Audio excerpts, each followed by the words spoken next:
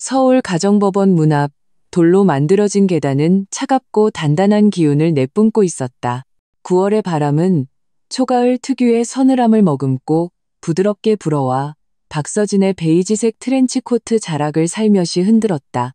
지금 그녀의 손에는 방금 법정에서 받은 이혼 합의서가 단단히 쥐어 있었다.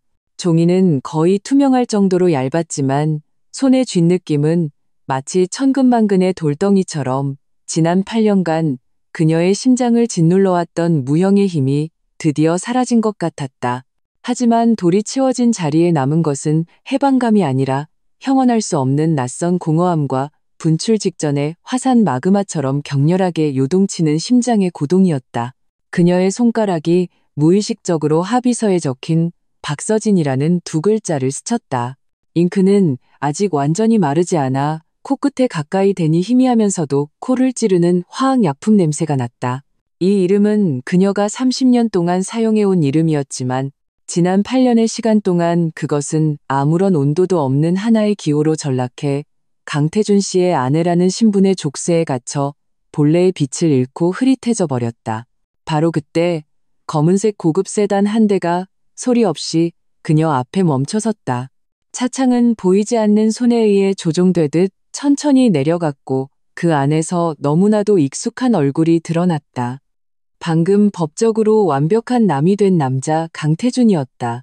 그의 얼굴은 폭풍우가 몰아치기 직전의 하늘처럼 어두웠고 굳게 담은 턱선은 오랫동안 억눌러온 분노를 말해주는 듯했다. 동시에 미세하게 경련하는 입꼬리는 미처 감추지 못한 놀라움을 드러내고 있었다. 강태준은 박서진이 이렇게 단호하게 이혼을 결정하리라고는, 심지어 재산분할 문제에서도 별다른 갈등이나 논쟁 없이 혼전 자산과 몇몇 친구가 대신 보유하고 있던 투자 수익을 제외한 모든 명시적인 부부 공동재산을 포기하리라고는 전혀 예상하지 못했던 것이다. 마치 그에게 그 막대한 부는 스쳐 지나가는 뜬구름에 불과하다는 듯이. 데려다 줄게. 강태준의 목소리는 메말랐고 어떠한 온기도 없었다. 여전히 거역하기 힘든 명령조의 말투는 마치 방금 법정에서 이혼 서류에 서명한 사람이 자신이 아닌 전혀 관계없는 타인인 것 같았다. 박서진은 우아하고 차분하게 고개를 저었다. 그녀는 합의서를 조심스럽게 접어 핸드백 안주머니에 넣었다. 됐어요, 강태준 씨. 이 순간부터 우리의 인생은 완전히 다른 길을 가게 됐으니까요. 말을 마친 그녀는 심지어 강태준을 향해 옅은 미소를 지어 보였다. 그 미소에는 원망도 미련도 없었다. 오직 길에서 만난 모르는 사람에게 건네는 예의상의 인사처럼 완전한 거리감만이 존재했다. 이렇게 담담한 태도는 눈물을 흘리며 애원하는 것보다 오히려 강태준의 마음을 더 괴롭게 했다. 마치 그가 8년간 공들여온 결혼 생활이 이 순간 완전히 지워져 버린 것 같았다. 강태준이 무언가 더 말하려는 듯 입을 열었지만 바로 그때 그의 스마트폰이 날카롭게 울렸다. 정적 속에서 유난히 귀에 거슬리는 소리였다. 그는 무의식적으로 액정을 흘깃 보더니 미간을 순식간에 찌푸렸다.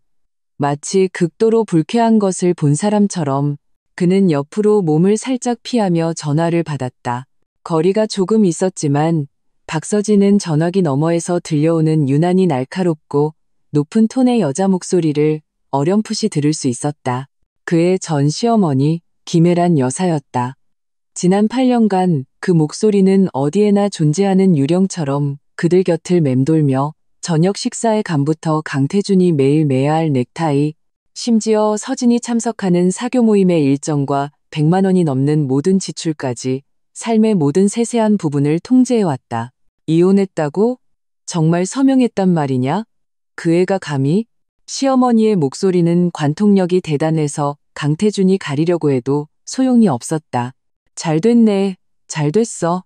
그 은혜도 모르는 기집애 진작에 쫓아냈어야 했는데 돈 달라고 하지는 않았겠지? 한 푼도 더 줄 생각 말라고 해. 당장, 지금 당장 개명의로 된 카드 전부 정지시켜. 어서. 김혜란 여사는 갈수록 격앙되어 마치 귀에 대고 쇠붙이를 긁는 듯한 날카로운 목소리로 소리쳤다. 돈 없이 얼마나 버티는지 보자고. 사흘도 못 가서 엉엉 울면서 싹싹 빌러 돌아올 테니 그때는 좋은 낯으로 대해줄 생각 마. 강태준은 수화기를 막으며 얼버무리듯 대답했다. 그의 얼굴은 폭풍전야의 먹구름처럼 점점 더 굳어졌다. 그는 천천히 고개를 들어 서진을 바라보았다. 그의 눈빛은 뒤엉킨 실타래처럼 복잡했다. 아직 완전히 사라지지 않은 통제욕. 어머니에게 사람들 앞에서 망신을 당한 난처함과 당혹감, 그리고 심지어 자기 자신도 깨닫지 못한 한 줄기 망설임까지 뒤섞여 있었다. 박서진은 바람 속에 조용히 서 있었다. 그녀의 표정은 호수처럼 평온했다.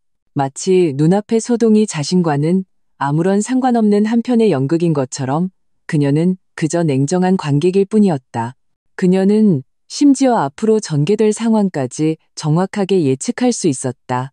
시어머니는 분명히 길길이 날뛰며 수단과 방법을 가리지 않고 그녀에게 압력을 가하고 모든 동원 가능한 자원을 이용해 그녀의 경제적 기반을 끊어 굴복하고 잘못을 빌게 한 뒤 화려해 보이지만 실제로는 금으로 만든 세 장에 불과한 그 집으로 비굴하게 돌아오게 만들려 할 것이다. 그러나 이 모든 것은 그녀가 이혼을 결심한 순간부터 이미 명확하게 내다보고 있던 바였다. 그래서 지금 그녀에게는 조금의 당황도 애원의 기색도 없었다. 그저 고개를 살짝 들어 강태준과 그의 귓가에서 여전히 시끄럽게 떠들어대는 전화를 평온하고 담담한 눈빛으로 훑어볼 뿐이었다. 마치 자신과 무관한 지루한 연극을 관람하는 것처럼 8년, 이 920일이 넘는 밤낮이 기나긴 세월 속에서 소리 없이 흘러갔다. 그녀는 더 이상 재벌가에 가 시집왔을 때의 순진하고 불안해하던 어린 여자가 아니었다. 그때의 그녀는 주변 모든 사람에게 잘 보이려 애썼지만 결국 이방인 취급을 받으며 그 가족에게 진정으로 녹아들지 못했다. 이제 그녀는 완전히 환골탈태하여 겉은 차갑지만 속은 치밀한 지금의 박서진이 되었다. 순종적으로 보이던 미소 뒤에는 수많은 밤을 새워가며 세운 계산과 치밀한 계획이 숨어 있었다. 시어머니의 비난과 무시는 그녀를 좌절시키는 대신 자신의 실력을 키우는 원동력으로 조용히 전환되었다. 그녀는 명목상 가족 공동생활비로 사용되던 월급, 보너스, 그리고 혼전 저축까지 모두 자신의 명의로 된 독립자산으로 은밀하게 옮겨두었다. 이 자산들은 가장 신뢰하는 친구가 대신 관리하며 모든 법적 절차는 강씨 집안과 완벽하게 선을 그어 자신의 퇴로를 마련했다. 이 기나긴 8년 동안 그녀는 시어머니의 숨 막히는 통제를 묵묵히 견뎌냈다.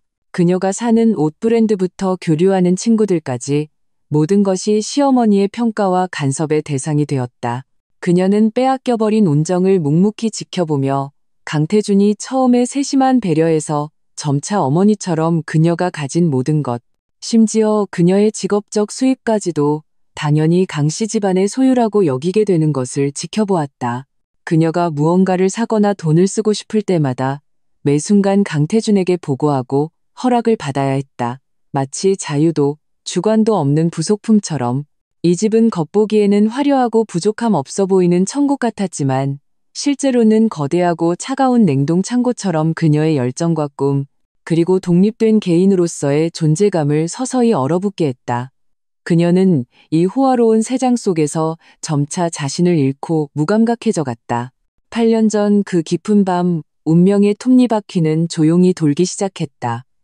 그녀는 우연히 시어머니와 강태준의 대화를 엿듣게 되었다.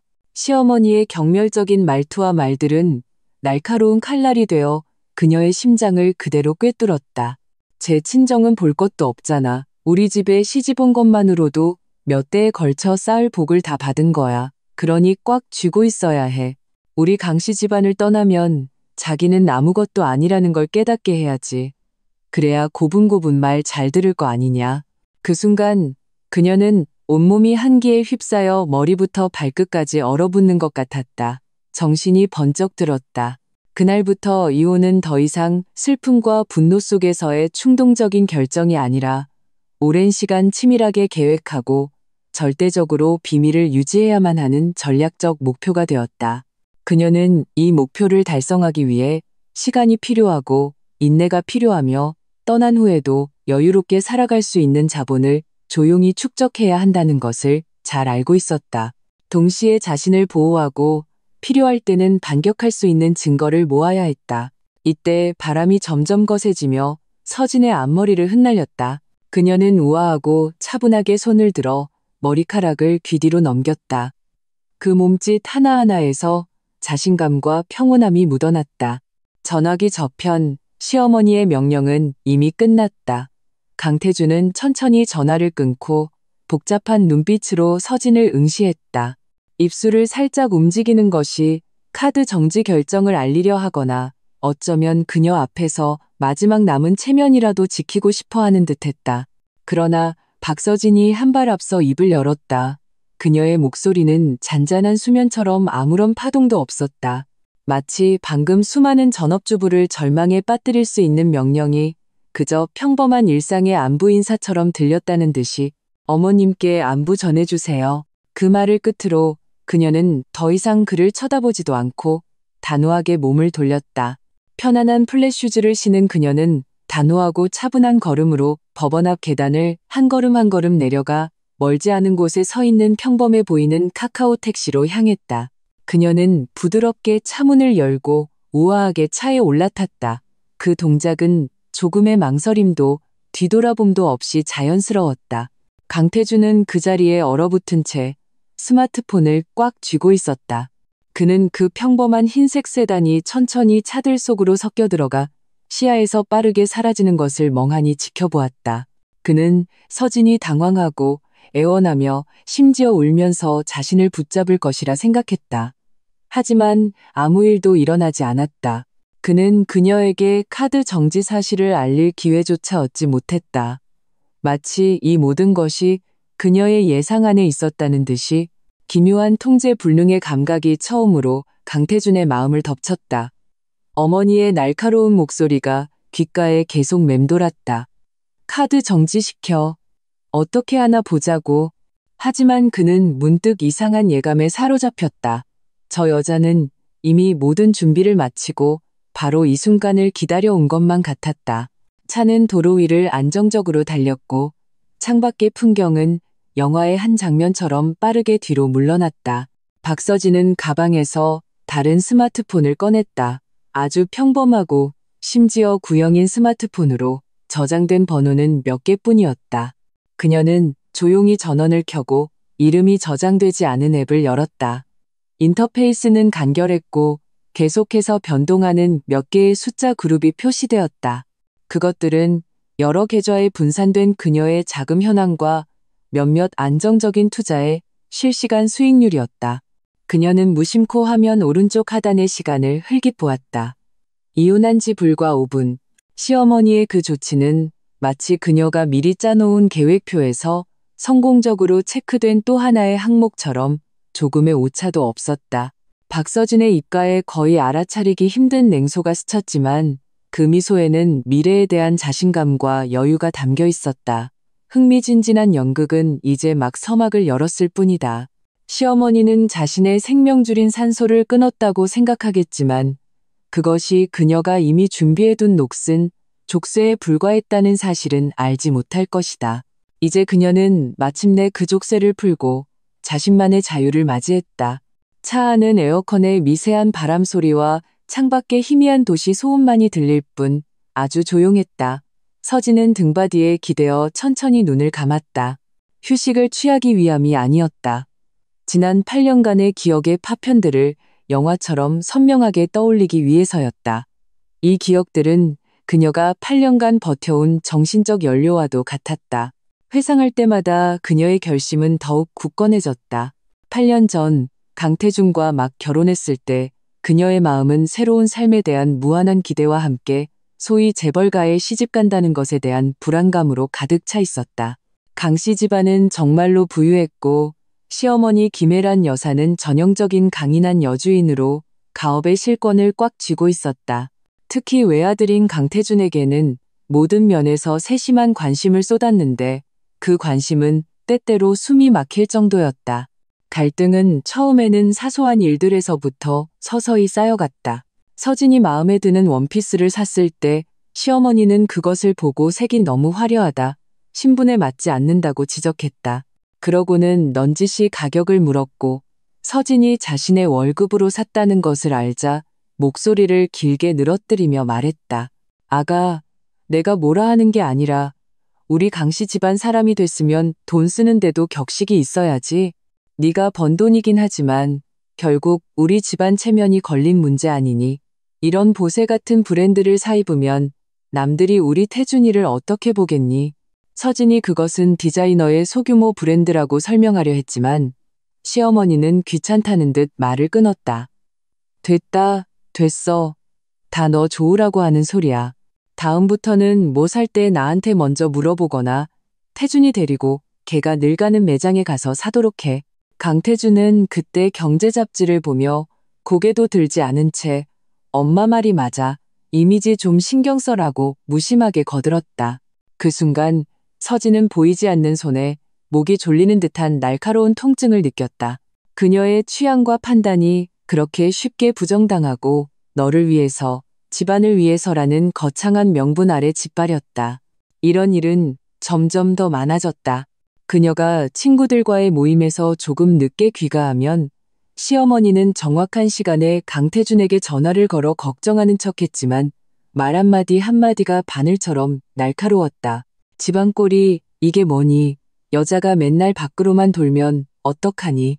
강태준은 처음에는 농담처럼 넘겼지만 나중에는 재촉이 되었고 말투도 점차 명령조로 변해갔다.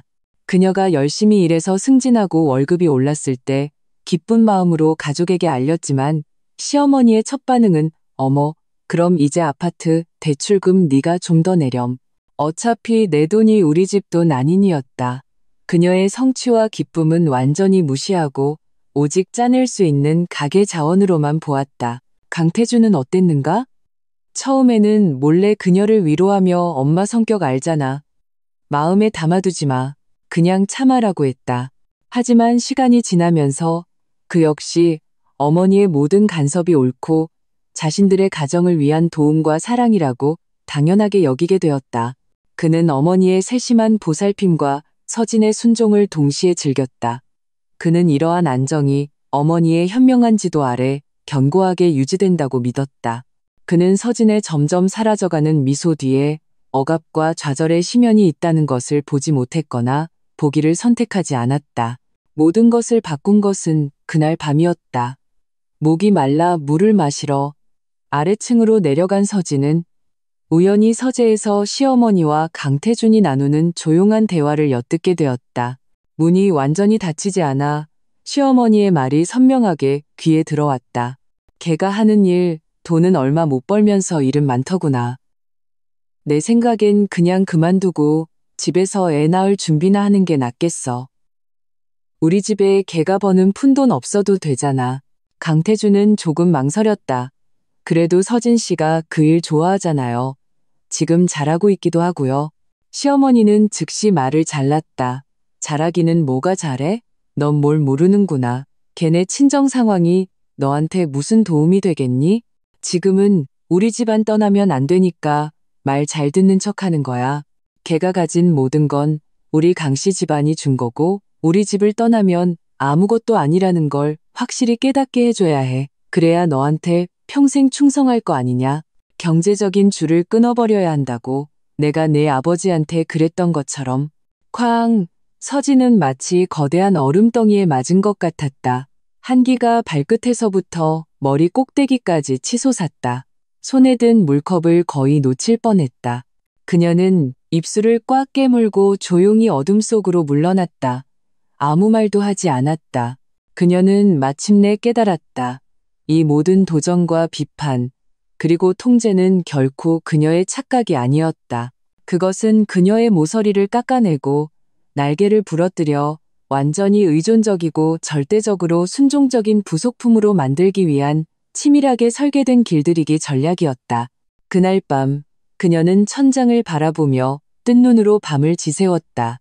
두려움, 분노, 굴욕감이 뒤섞여 소용돌이치다가 마침내 지독하게 차가운 깨달음으로 변했다. 이 집안과 싸우고 반항하는 것은 모두 헛된 일이며 더 강한 타격과 고립을 초래할 뿐이라는 것을 그녀에게는 두 가지 길이 있었다. 계속 참고 견디다. 완전히 자신을 잃어버리거나 아니면 철저히 계획을 세우고 끝까지 인내하여 완벽하게 떠나거나.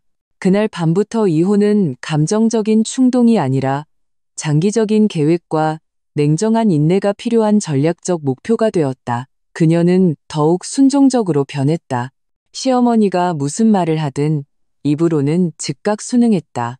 시어머니가 그녀의 씀씀이를 문제 삼자 그녀는 스스로 개인적인 지출을 줄이고 심지어 월급의 일부를 생활비에 보태는 명목으로 보고하여 시어머니에게 거짓된 만족감을 안겨주었다. 그 덕분에 그들은 경계심을 풀었다.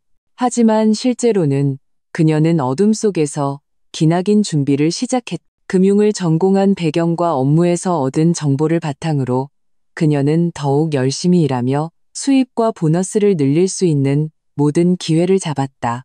그녀는 모은 돈을 여러 개로 나누어 강씨 집안과 아무런 관련이 없고 절대적으로 신뢰할 수 있는 오랜 친구들을 통해 극비리의 다양한 저위험, 안정적인 투자를 진행했다.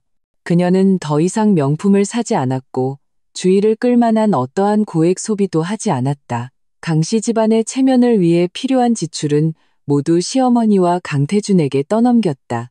그녀 자신은 겉으로는 화려하게 보이지만 실제 핵심 자산은 조용히 이전되고 있었다. 심지어 익명의 안전금고를 몰래 빌려 중요한 서류와 증빙 자료들을 보관했다.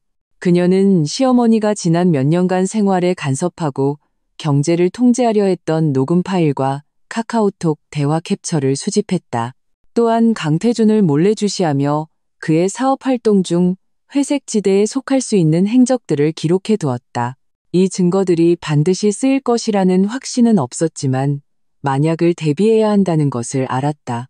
이 8년 동안 그녀는 비밀 계좌의 숫자가 조금씩 불어나는 것을 지켜보았다. 그 금액은 그녀의 공식적인 급여 수입보다 몇 배나 많아졌다. 강태준과 시어머니가 여전히 모든 것을 통제하고 있다는 환상에 빠져 그녀의 가끔 보이는 침묵과 순종에 만족하는 것을 보면서 그녀는 마치 초원에 몸을 숨긴 채 가장 적절한 기회를 조용히 기다리는 표범 같았다. 이혼의 기회는 약 3개월 전에 찾아왔다. 그녀는 우연히 강태준과 그의 여비서가 나눈 애매한 카카오톡 대화 기록을 발견했다. 그녀는 소리치거나 폭로하지 않았다. 그저 침착하게 모든 증거를 백업해 저장했다. 그리고 어느 평범한 저녁, 그녀는 강태준에게 담담하게 이혼을 요구했다.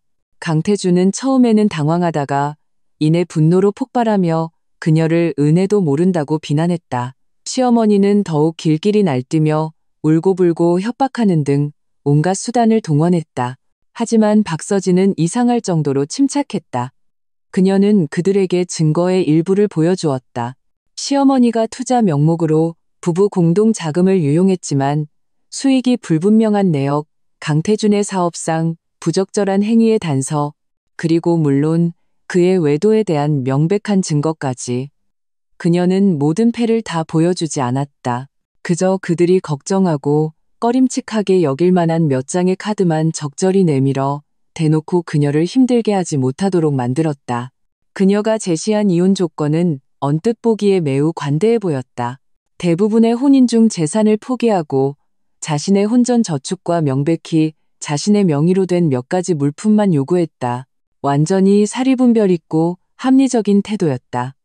강태준과 시어머니는 처음에는 충격과 분노에 휩싸였지만 나중에는 갑자기 돌변한 이 여자를 빨리 떨쳐내고 자신들의 이익을 지키기 위해 서둘러 관계를 끝내고 싶어 했다. 그들은 거의 재촉하다시피 그녀에게 서명을 요구했다. 그들은 자신들이 그녀를 빈손으로 쫓아냈다고 생각했다. 하지만 그들이 몰랐던 것은 그녀가 포기한 그 풍족해 보이는 재산은 이미 속이 텅 빈 조개 껍데기에 불과했다는 사실이었다. 그녀가 진정으로 가지고 떠나는 것은 8년간 공들여 키워낸 한 알의 진주였다. 택시가 신호등에 멈췄다. 박서진은 눈을 뜨고 창밖의 분주한 인파를 바라보았다. 모두 각자의 이야기를 가지고 각자의 전쟁터에서 싸우고 있었다. 그녀의 전쟁은 이제 막 1단계 전술적 이동을 마쳤을 뿐이다. 그녀는 낡은 스마트폰을 들어 짧은 메시지를 보냈다. 1단계 완료. 예상대로 바람의 방향이 바뀌고 있음. 메시지는 거의 즉시 답장이 왔다. 알겠어. 자금은 안전함. 언제든 플랜 B 가동 가능. 발신자는 윤지수로 저장되어 있었다. 그녀의 대학 시절 가장 친한 친구이자 지난 8년간의 비밀 계획에서 가장 든든한 동맹이자 자금 관리인이었다. 박서진은 스마트폰을 집어넣었다. 마음속 마지막 파동마저 평온해졌다. 그들은 신용카드 몇 장을 정지시키면 그녀의 숨통을 끊을 수 있다고 생각하겠지. 참으로 우스운 일이었다. 그녀는 더 이상 8년 전의 무력한 소녀가 아니었다. 지금의 박서진에게는 보이지 않지만 강인한 날개가 돋아나 있었다. 그 날개는 그녀를 이 차가운 황금 세상에서 멀리 데려가기에 충분했다. 그리고 그녀는 결코 조용히 떠나지 않을 것이다. 지난 세월 동안 짓밟히고 빼앗긴 존엄을 위해 그녀는 깨끗하고 단호한 작별 인사가 필요했다. 복수를 위해서가 아니라 그 과거와 완전히 선을 긋기 위해서였다. 차가 다시 움직이기 시작했다. 박서진은 미리 준비해둔 온전히 자신만의 공간인 아파트를 향해 가고 있었다. 그곳에는 숨막히는 통제도 끝없는 평가도 없었다. 오직 그녀가 직접 선택한 자유로운 공기만이 존재할 뿐이었다. 그녀의 새 집은 도시의 다른 지역에 위치한 고급스럽지만 사치스럽지 않은 아파트 단지에 있었다. 3년 전 그녀는 친구 윤지수의 이름으로 이 아파트를 몰래 구입했다. 인테리어는 전부 그녀가 좋아하는 스타일로 간결하고 편안하며 햇살이 가득했다. 강씨 집안의 그 호화롭고 차가운 저택과는 완전히 다른 곳이었다. 집에 들어서자마자 그녀는 편안한 홈웨어로 갈아입었다. 그때 강태준 씨 아내 시절에 쓰던 스마트폰이 울렸다. 화면에는 어머님이라는 두 글자가 떠 있었다. 박서진은 눈썹을 살짝 치켜 올렸다. 전혀 예상 밖의 일은 아니었다. 그녀는 벨소리가 7번쯤 울리게 내버려 둔 뒤 태연하게 전화를 받으며 동시에 녹음 버튼을 눌렀다. 특히 시어머니와의 통화에서는 오랜 습관이었다. 박서진, 너 지금 어디서 뭘 하고 있는 거야? 전화기 너머로 김혜란 여사의 목소리가 칼날처럼 날카롭게 귀를 찔렀다. 당장 돌아와서 태준이한테 사과해. 앞으로 얌전히 굴면 우리 강씨 집안에서 한 번 더 기회를 줄 테니. 박서진은 스마트폰을 귀에서 조금 멀리 뗐다. 그녀의 얼굴에는 아무런 동요도 없었지만 목소리는 흐르는 물처럼 평온했다. 어머님, 저와 강태준 씨는 이미 이혼했습니다. 법적으로 절차도 다 끝났고요. 그녀는 일부러 어머님이라는 호칭을 사용했다. 상대방에게 그리고 자기 자신에게 이 관계가 끝났음을 상기시키기 위해서였다. 이혼?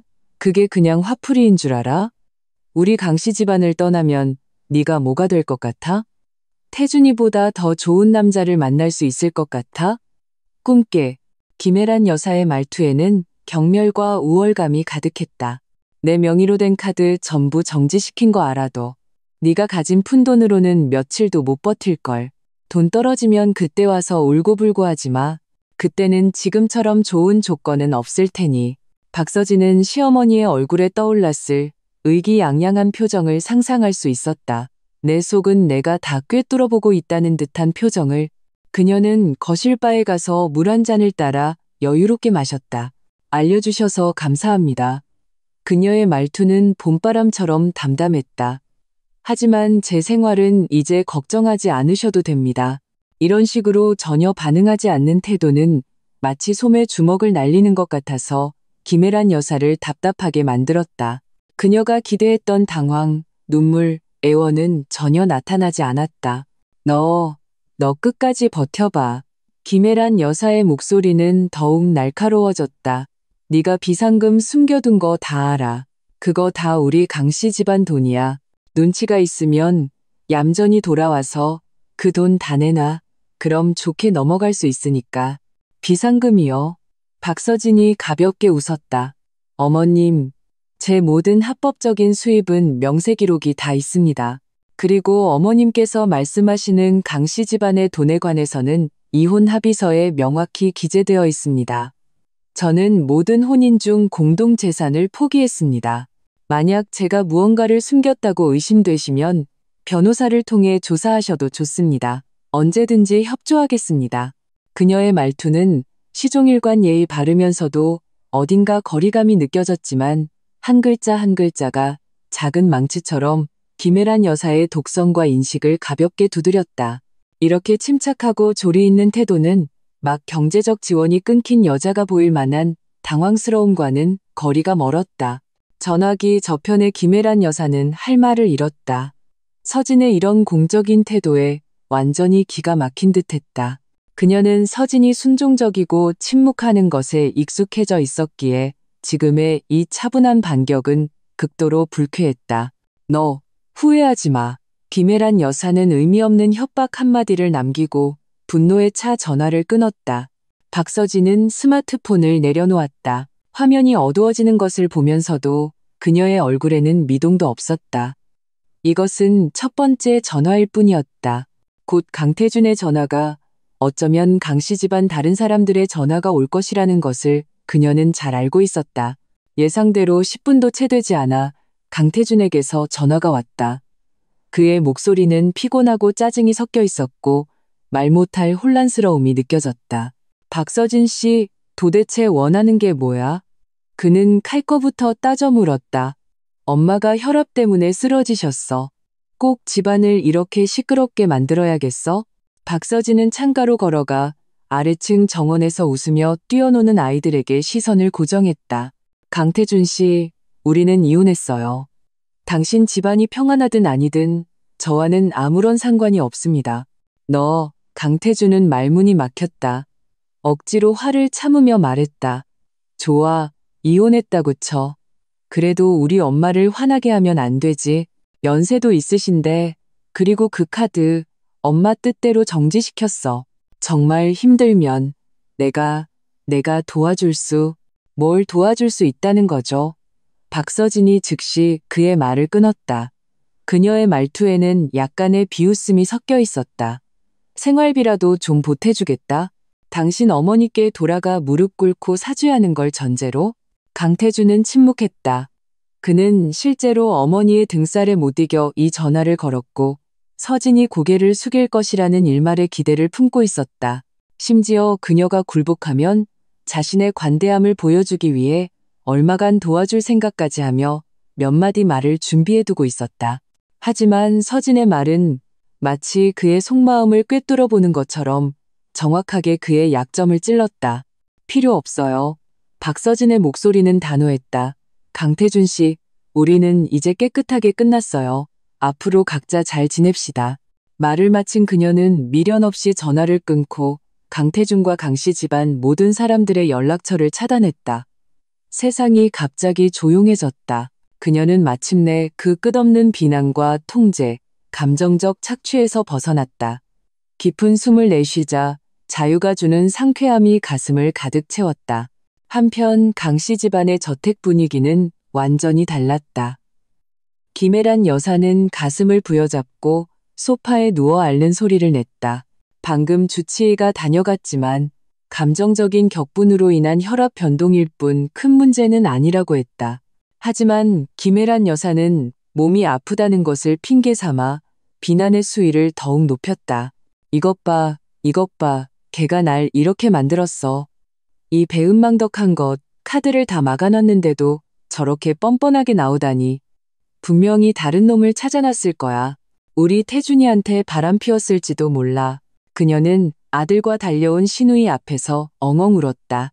강태준은 짜증스럽게 넥타이를 풀며 미간을 찌푸렸다. 박서진의 마지막 말, 각자 잘 지냅시다와 전화를 걸었을 때 들려온 차단음, 그 공허함이 점점 더 강하게 느껴졌다. 그녀는 너무 침착했다. 비정상적일 정도로 엄마, 그냥 허세 부리는 걸 수도 있잖아요. 옆에서 시누이가 거들었다. 혼자 사는 여자가 돈줄 끊기면 며칠이나 버티겠어요. 내일이면 바로 숙이고 들어올지도 몰라요.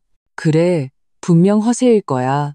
김혜란 여사는 마치 구명줄을 잡은 듯 말했다. 태준아, 잘 들어.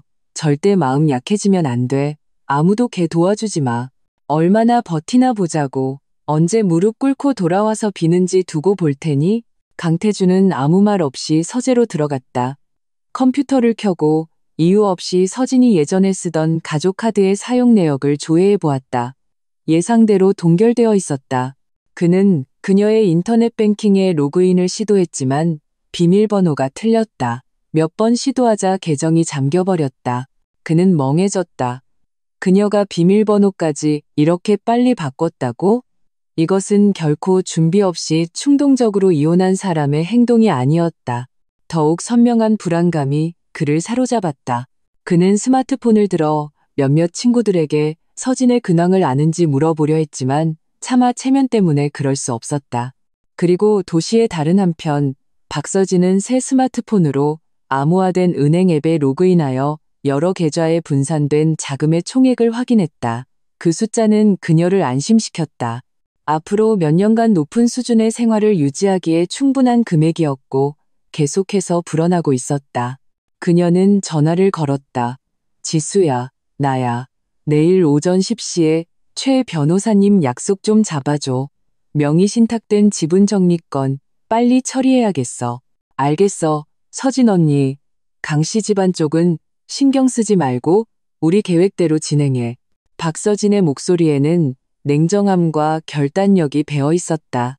전화를 끊고 그녀는 책상으로 가 두꺼운 서류철을 열었다. 자산증명서, 투자계약서, 명의신탁계약에 대한 법률 자문서, 그리고 그녀가 수집한 몇몇 증거사본들. 손가락으로 그 서류들을 가볍게 스치며 그녀의 눈빛은 날카롭고 단호했다. 카드 정지? 그것은 상대방이 쏜 유치하고 가소로운 첫 번째 총성에 불과했다.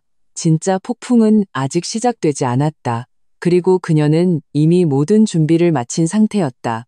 김혜란 여사는 집에서 이틀을 누워 지냈다. 혈압은 오르락내리락 했지만 주된 원인은 신체적인 문제라기보다 박서진의 그 어떤 수에도 넘어오지 않는 태도에 정신적으로 지쳐갔기 때문이었다. 그녀는 도무지 이해할 수 없었다. 겉으로는 온순하고 연약해 보이던 며느리가 이혼하자마자 완전히 다른 사람처럼 변해버린 것을 그녀의 예상처럼 비참하게 애원하기는커녕 오히려 차갑고 단단한 바위처럼 아무리 부딪혀도 꿈쩍도 하지 않았다. 그녀는 이분을 사귈 수 없었다. 카드 정지라는 수는 효과가 없었다.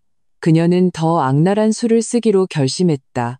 그녀의 뿌리 깊은 관념 속에서 박서진이 저렇게 당당할 수 있는 이유는 직장이 있고 스스로 버는 돈이 있기 때문이라고 생각했다. 그렇다면 그 버팀목을 없애버리면 그녀가 계속 그렇게 당당할 수 있는지 보고 싶었다. 그리하여 김혜란 여사는 자신의 인맥을 동원했다. 강씨 집안은 오랫동안 사업을 해오며 어느 정도 영향력이 있었다. 그녀는 우회적으로 박서진의 회사 고위 임원 중 한 명에게 연락했다. 그 사람은 그녀의 가족 기업과 일부 사업적 관계가 있는 인물이었다.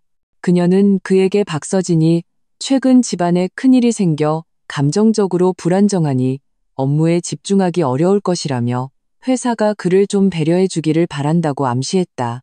가능하다면 한가한 부서로 발령내어 마음을 추스를 시간을 주면 좋겠다고. 말은 정중했지만 그 속뜻은 명백했다. 이 여자는 이제 강씨 집안에 빽이 없으니 중요한 직책에는 부적합하다. 거의 동시에 박서진에 대한 각종 헛소문이 작은 범위에서 퍼지기 시작했다. 그녀가 혼인 중 부정한 행실로 쫓겨났다는 소문, 재산을 탐내 이혼을 시도했으나 실패했다는 소문, 심지어 정신적으로 문제가 있어 대인관계가 어렵다는 소문까지. 김혜란 여사의 생각은 단순하고 무자비했다. 직업과 명예를 동시에 공격하여 박서진을 벼랑 끝으로 몰아붙이는 것이었다. 그날 아침 박서진은 회사에 도착하자마자 직속 상사에게 불려갔다. 상사는 곤란한 표정으로 조심스럽게 개인적인 문제가 업무에 영향을 미치지 않도록 주의하라고 당부하며 보직 변경이 있을 수 있음을 암시했다. 박서진은 즉시 이것이 시어머니의 소행임을 깨달았다. 손을 참 길게도 뻗었다. 8년 전이었다면 당황하고 굴욕감에 어쩔 줄 몰랐겠지만 지금은 그저 우스울 뿐이었다. 그녀는 차분하게 상사에게 말했다. 팀장님, 제 개인적인 문제는 이미 해결되었습니다.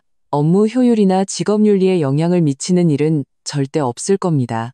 제 업무 성과와 능력은 과거의 실적과 프로젝트 결과가 증명합니다. 회사는 확인되지 않은 헛소문이 아니라 실제 성과를 바탕으로 공정하게 판단할 것이라 믿습니다. 그녀의 태도는 당당했고 눈빛은 냉정하고 자신감에 차 있었다. 오히려 상사가 당황하여 어색하게 웃으며 그녀를 자리로 돌려보냈다. 자리에 돌아온 박서진은 잠시 생각에 잠겼다. 본래 이렇게 빨리 정면으로 맞서고 싶지는 않았지만 상대가 먼저 공격해왔으니 마냥 피할 수만은 없었다. 적절한 경고가 필요했다. 그녀는 낡은 스마트폰을 꺼내 암호화된 앨범에서 사진 몇 장을 골랐다. 몇 년 전 김혜란 여사가 너희를 위해 투자해주겠다는 명목으로 강태준의 계좌에서 부부 공동재산인 거액의 자금을 직접 이체해간 내역이었다. 하지만 소위 투자 수익이라는 것은 단 한 푼도 가계 장부에 반영되지 않았다. 스마트폰에는 김혜란 여사가 강압적인 어조로 그녀의 혼전 저축을 내놓아 아파트를 사라고 강요하는 녹음 파일도 있었다. 하지만 그 아파트는 결국 시어머니 명의로 등기되었다. 이것들은 빙산의 일각에 불과했지만 사실을 증명하기에는 충분했다. 점심시간, 박서진은 성북동에 있는 강씨 집안의 저택으로 향했다. 김혜란 여사는 마침 몇몇 사모님 친구들과 커피를 마시고 있었다. 화가 났음에도 불구하고 여전히 우아한 귀부인처럼 보이고 싶어하는 것이 분명했다. 예고 없이 나타난 박서진을 보자 그녀의 얼굴에 떠있던 의기양양한 미소가 굳어졌다. 네가 여긴 어쩐 일이니? 여긴 네가 올 곳이 아니야. 김혜란 여사는 얼굴을 굳히고 친구들 앞에서 위엄을 보이려 했다. 몇몇 사모님들은 호기심 어린 눈으로 박서진을 쳐다보았다. 그 눈빛에는 탐색과 경멸이 섞여 있었다. 박서진은 그 시선들을 무시하고 김혜란 여사 앞으로 똑바로 걸어갔다. 그녀는 평온한 표정으로 말했다. 어머님, 친구분들과 계신데 죄송합니다. 투자와 장부 문제로 드릴 말씀이 있어서요. 딱 5분이면 됩니다. 그녀는 일부러 투자와 장부라는 단어에 힘을 주어 말했다. 김혜란 여사의 얼굴색이 미세하게 변하며 눈에 당황한 기색이 스쳤지만 애써 태연한 척했다. 난 너랑 할 말 없다. 할 말 있으면 여기서 해. 여기서요? 확실하세요? 박서진이 살짝 눈썹을 치켜 올렸다. 목소리는 크지 않았지만 보이지 않는 압박감이 느껴졌다. 예를 들면 예전에 3억 원과 5억 원이 어머님 개인 계좌로 이체된 것 말이에요. 호주 와이너리와 영국 학생 기숙사에 투자한다고 하셨는데 구체적인 투자처와 수익 증빙 자료는 어디에 있나요? 그리고 제 혼전 저축 8천만 원으로 구입한 잠실의 아파트, 어머님 명의로 된 임대차 계약서는요? 그녀의 말은 차분했고 발음은 정확했다. 모든 숫자와 프로젝트 이름이 마치 망치처럼 김혜란 여사의 머리를 강타하고 옆에서 지켜보던 사모님들의 귀에도 똑똑히 밝혔다. 김혜란 여사의 얼굴이 하얗게 질렸다. 그녀는 떨리는 손으로 박서진을 가리켰다. 너 지금 무슨 헛소리를 하는 거야. 이건 명백한 모함이야. 그녀의 목소리는 다급하고 날카로웠다. 그녀는 자신이 한 일이 완벽하다고 생각했는데 박서진이 어떻게 이렇게 자세히 알고 있는지 심지어 증거까지 가지고 있을 줄은 꿈에도 몰랐다. 그 몇몇 사모님들은 서로 눈을 마주쳤다. 그들의 얼굴 표정은 순식간에 복잡해졌다. 재벌가의 불화, 며느리 재산 횡령이라니 이것은 엄청난 특종감이었다. 제가 헛소리를 하는 건지 아닌지는 어머님께서 가장 잘 아시겠죠. 박서진은 가방에서 스마트폰을 꺼내 화면을 김혜란 여사 쪽으로 슬쩍 보여주었다. 화면에는 5억 원 이체 내역 캡처가 떠 있었다. 비록 순식간에 화면을 거두었지만 김혜란 여사는 똑똑히 보았다. 더 상세한 거래 내역이나 계약서 사본이 강태준 씨나 아버님 혹은 여기 계신 분들 앞에 놓이길 원하신다면 그렇게 해드릴 수 있습니다. 김혜란 여사는 순간 목이 졸린 듯 숨을 쉴 수 없었다. 그녀는 공포에 질린 눈으로 박서진을 쳐다보았다. 그 순간 그녀는 마치 이 여자를 처음 만난 것 같았다.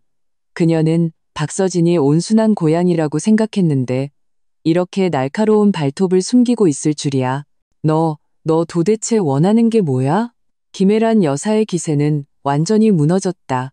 목소리마저 떨리기 시작했다. 더 이상 체면을 차릴 여유도 없었다. 원하는 건 없습니다. 박서진은 스마트폰을 집어넣었다. 말투는 여전히 냉정했다. 그저 제가 더 이상 어머님 마음대로 할 수 있는 박서진이 아니라는 걸 알려드리고 싶었을 뿐입니다. 어머님과 강씨 집안 모두 제 직장과 사생활에 더 이상 관여하지 말아주세요. 각자 자기 갈 길 가는 게 최선의 결말입니다.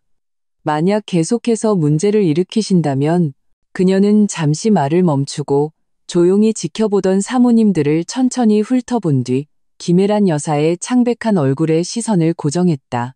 그땐 강씨 집안의 화려한 겉모습 뒤에 얼마나 많은 부끄러운 비밀 장부가 있는지 모두가 알게 되는 걸 감수하셔야 할 겁니다.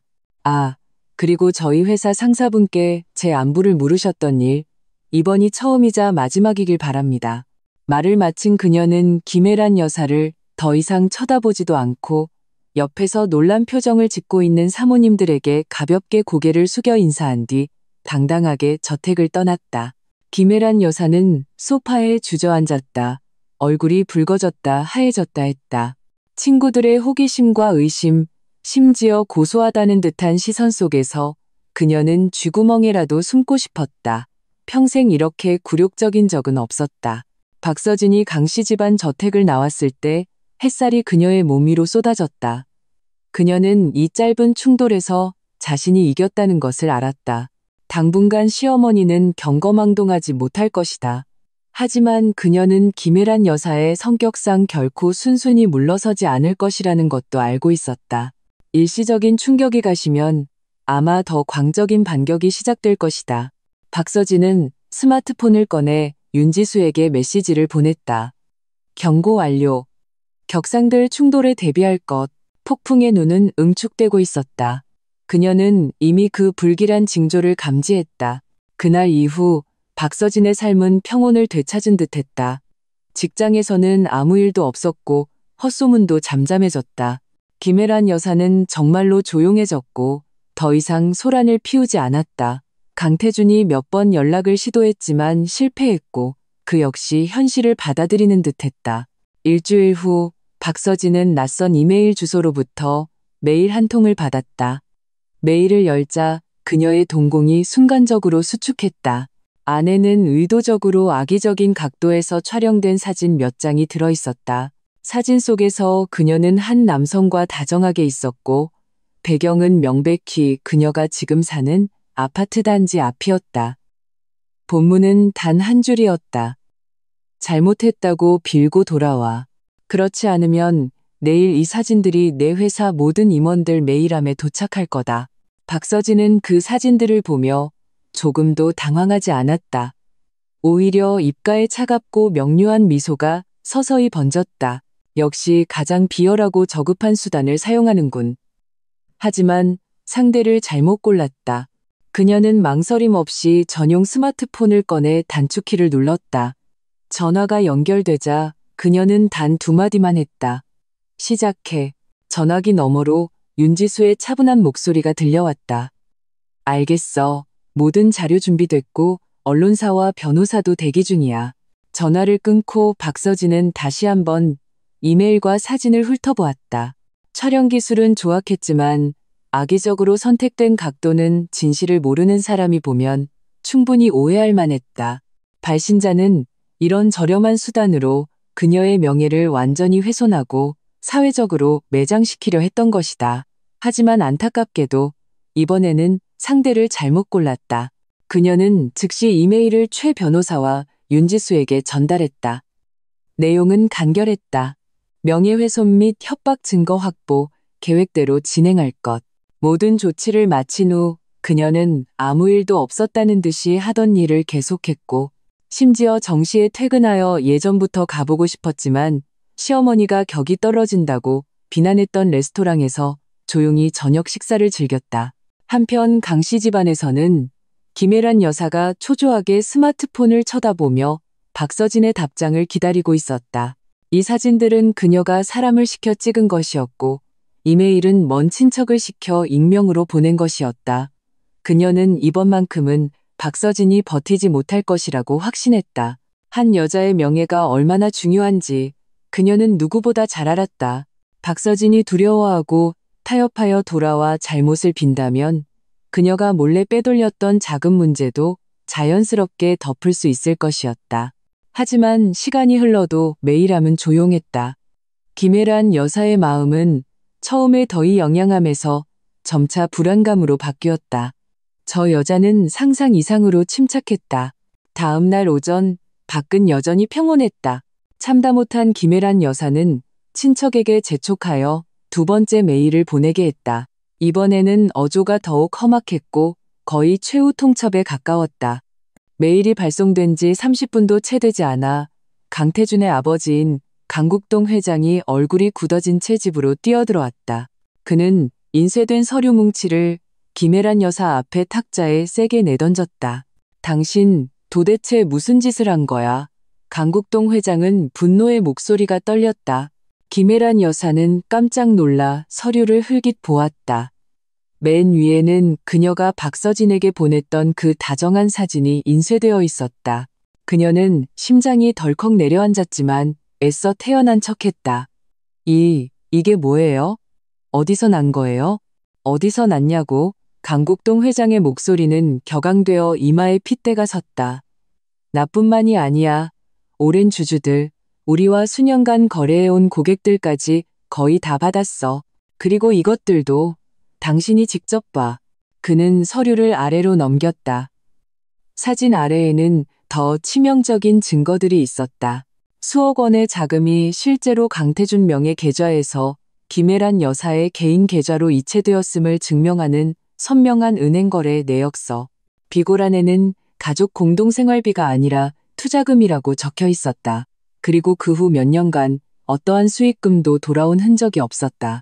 또한 그녀가 박서진에게 혼전 저축을 내놓으라고 닥달하는 내용의 녹음 파일 녹취록도 있었다. 마지막으로는 그 돈으로 산 아파트의 등기부 등본 사본이 첨부되어 있었는데 등기된 이름은 여전히 그녀의 것이었다. 모든 자료는 명백했고 그녀가 부부 공동재산을 침해했다는 사실을 가리키는 완벽한 증거의 사슬을 구성했다. 강국동 회장을 더욱 경악하게 한 것은 몇몇 오랜 친구들에게서 온 전화였다. 그들은 말투는 정중했지만 사실상 이 집안의 추문이 이미 작은 그룹 내에 퍼졌음을 암시하고 있었다. 사람들은 입 밖으로 내지는 않았지만 강씨 집안을 보는 시선이 예전 같지 않았다. 강씨 집안이 오랫동안 공들여 지켜온 체면이 조금씩 무너지고 있었다. 당신, 날 몰래 조사하고 그걸 그 애한테 넘겼단 말이에요? 김혜란 여사는 그 명백한 증거들을 보며 완전히 당황했다. 목소리는 날카로웠지만 기세는 꺾여 있었다. 내가 조사한 게 아니야. 박서진, 그 애가 이미 당신의 그 더러운 짓들을 전부 파악하고 있었던 거라고? 당신이 스스로 파놓은 함정에 빠지기만을 기다리고 있었던 거야. 강국동 회장은 비통하게 말했다. 이제 잘 됐군. 온 세상이 다 알게 됐어. 강씨 집안 체면은 당신이 다 망쳐놨어. 태준이는 어떻게 생각하겠어? 엄마라는 사람이 뒤에서 자기 아들 재산을 빼돌리다니. 이 말을 듣고 김혜란 여사는 소파에 주저앉았다. 얼굴이 창백해졌다. 그녀는 마침내 깨달았다. 박서진의 이전의 침묵과 평온은 두려움 때문이 아니라 자신이 덫에 걸리기를 기다리고 있었던 것이었다. 이미 판을 다 짜놓고 자신이 걸려들기만을 기다리고 있었던 것이다. 그때 강태준도 방으로 뛰어들어왔다. 그의 얼굴은 누구보다도 굳어 있었다. 그 역시 같은 자료를 받은 것이 분명했다. 그의 눈에는 충격과 실망, 분노가 가득했다. 그는 어머니가 강하고 이기적인 면이 있다는 것은 알았지만 자신 몰래 이런 짓을 저질렀을 줄은 몰랐다. 그는 지금까지 박서진이 재산 문제에 대해 사려 깊고 욕심이 없다고만 생각했다. 엄마, 그 이체 내역들, 그 돈들 도대체 어떻게 된 거예요? 강태준의 목소리는 갈라져 있었다. 그의 세계관이 완전히 무너져 내린 듯했다.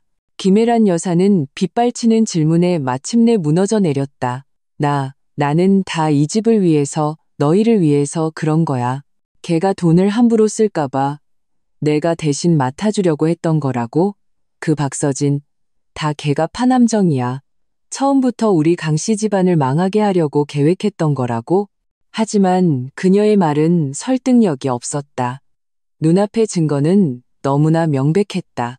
강국동 회장은 깊은 숨을 내쉬며 억지로 평정을 되찾으려 애썼다. 지금은 잘잘못을 따질 때가 아니야. 손실을 막는 게 우선이다.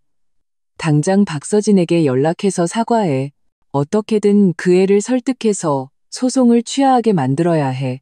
일이 더 커지게 둘 수는 없어. 그들의 체면을 구기며 방금 자신들이 쫓아낸 여자에게 빌러가야 한다는 생각은 죽기보다 싫었지만 그들에게는 선택의 여지가 없었다. 박서진이 가진 증거는 김혜란 여사를 법정에 세우고 강씨 집안의 명예를 땅에 떨어뜨리며 심지어 회사의 사업과 주가에도 직접적인 영향을 미치기에 충분했다. 강태준은 손을 떨며 집 전화를 들어 박서진에게 전화를 걸었다. 전화는 한참 울린 뒤에야 연결되었다. 전화기 저편에서 박서진의 평온하고 아무런 감정도 실리지 않은 목소리가 들려왔다. 여보세요. 서진 씨, 나야, 태준이야. 강태준의 목소리는 잠겨 있었다. 그가 얼마나 힘겹게 말하고 있는지 알 수 있었다. 그 사진들, 엄마가 잘못했어. 우리가 사과할게. 변호사 통해 보낸 내용 증명 취하해 줄 수 있을까? 조건은 얼마든지 이야기해. 전화기 저편에서 몇 초간 침묵이 흘렀다. 이어서 박서진의 뼈를 애는 듯한 차가운 응답이 돌아왔다. 강태준 씨, 뭔가 착각하고 계시네요. 이건 조건을 이야기할 문제가 아닙니다. 김혜란 여사님의 행위는 이미 명백한 불법 행위입니다. 제 변호사가 전적으로 처리할 겁니다. 그리고 사과. 그녀는 가볍게 비웃었다. 그런 의미 없는 사과는 필요 없습니다. 제가 원하는 건 법적인 정의입니다. 박서진 씨, 꼭 이렇게까지 해야겠어? 강태준은 억누르지 못한 목소리로 절망과 분노를 터뜨렸다. 이렇게까지요? 박서진의 목소리는 즉시 차가워졌다. 당신들은 내 카드를 정지시키고 헛소문을 퍼뜨리고 사람을 붙여 미행하고 도찰까지 했어요. 심지어 이렇게 비열한 수단으로 나를 사회적으로 매장시키려 했죠. 나는 그저 법적인 무기로 나 자신을 보호하고 있을 뿐인데 이게 그렇게까지 하는 건가요? 강태준 씨, 8년 동안 강씨 집안은 단 한 번도 나에게 진정한 존중과 공정함을 보여주지 않았어요. 이제 나는 그냥 내 것을 되찾으려는 것뿐입니다. 그녀는 잠시 말을 멈추고 쇠처럼 단단한 결의가 담긴 목소리로 한마디 한마디 내뱉었다. 김혜란 여사님께는 법정에서 뵙자고 전해주세요. 그 말을 끝으로 전화는 탁 소리를 내며 끊겼다. 강씨 집안 거실은 죽음처럼 고요했다. 김혜란 여사는 얼굴이 새하얗게 질렸고 강태준은 넋이 나간 사람 같았다. 강국동 회장은 얼굴이 굳어진 채 소파에 주저앉았다. 그들은 마침내 자신들이 어떤 사람을 건드렸는지 깨달았다. 연약해 보이던 그 여자는 이미 모든 준비를 마쳤을 뿐만 아니라 정신적으로 강하고 수단은 날카로우며 반격은 무자비했다. 그들의 모든 공격은 마치 견고한 벽에 부딪힌 것처럼 오히려 자신들에게 상처를 입혔다. 그물은 이미 거두어졌다. 그리고 그들은 그 안에 갇힌 물고기였다. 이후의 일들은 법적 절차에 따라 착착 진행되었다. 박서진은 사실 김혜란 여사를 감옥에 보낼 생각까지는 없었다. 그녀의 진짜 목적은 단 하나, 상대방을 완전히 제압하여 더 이상의 조잔을 끊고 원래 자신에게 속했던 것을 되찾는 것이었다. 명백한 증거와 막대한 법적 압박 아래 김혜란 여사는 결국 굴복할 수밖에 없었다. 그녀는 매우 가혹한 조건의 합의서에 서명했다. 공개적으로 사과하고 사진이 조작된 모함이었음을 인정하며 사실을 바로잡아야 했다. 또한 이전에 투자 명목으로 가져간 자금을 전액 반환하고 은행 대출 이자율에 따라 이자를 지불해야 했다. 박서진의 혼전 저축과 관련 증식액도 모두 돌려주고 앞으로 강씨 집안에 누구도 박서진을 괴롭히지 않겠다고 약속해야 했다. 이를 어길 시 거액의 위약금을 물어야 했다. 이 합의는 변호사의 엄격한 감독하에 이행되었다. 김혜란 여사는 체면을 완전히 구겼고 집안에서의 기세도 크게 꺾였다. 한동안 알아누워 사람들을 만나지 않았다고 한다. 강태중과 강국동 회장은 분노했지만 겉으로는 침묵했고 속으로는 김혜란 여사를 원망했다. 가족관계는 빙정까지 떨어졌다. 박서진은 깔끔하게 모든 절차를 마무리하고 당연히 받아야 할 돈을 되찾았다. 그녀는 원래 다니던 회사에 사직서를 냈다. 회사 고위층에서 강력하게 만류했지만 그녀의 결심은 확고했다. 그녀는 이 돈과 원래 가지고 있던 저축을 합쳐 친구 윤지수와 함께 작은 투자 자문 스튜디오를 열었다. 장소는 그녀가 좋아하는 도시의 새로운 지역이었다. 스튜디오 개업날 햇살이 눈부셨다. 강씨 집안의 그림자도 끝없는 감시와 비난도 없었다. 그녀는 세련된 정장을 입고 밝은 통유리창 앞에 서서 아래를 오가는 사람들을 바라보았다. 그녀의 눈빛은 침착하고 힘이 넘쳤다. 윤지수가 샴페인 2잔을 들고 와 그녀에게 한 잔을 건넸다. 축하해, 박 대표님. 새로운 시작이야. 박서진은 잔을 부드럽게 받아들고 그녀와 잔을 부딪혔다. 고마워, 새로운 시작. 창밖으로는 끝없이 펼쳐진 하늘과 무한한 가능성이 보였다. 그녀는 8년이라는 긴 시간을 인내하고 준비했으며 짧지만 격렬한 싸움을 통해 마침내 그 숨 막히는 그림자에서 완전히 벗어나 자신만의 인생과 존엄을 쟁취했다. 과거의 8년은 길고 고통스러운 시간이었지만 동시에 힘든 단련의 과정이기도 했다. 그리고 앞으로의 모든 날은 그녀 자신의 손으로 쓰여질 것이다.